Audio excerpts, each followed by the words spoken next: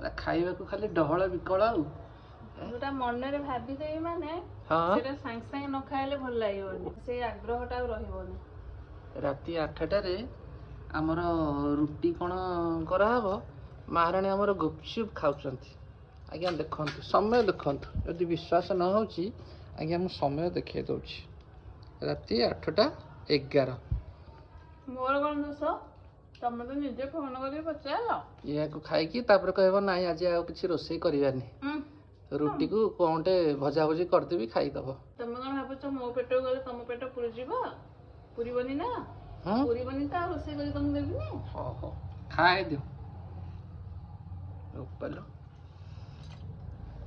ଏଇଟା ତ ଭାରି ମଜା ଲାଗୁଥିବ ନା? ହଁ, ଏ ପାଣିଟା କିନ୍ତୁ ଭାରି ବଢ଼ିଆ ପାଣି। ମୁଁ ପିଉନି ବେଶୀ। ବେଶୀ ପିଉନ? ପିଉନ, ଥରେ ପିଅ। ନା ବେଶୀ ପିଉନି।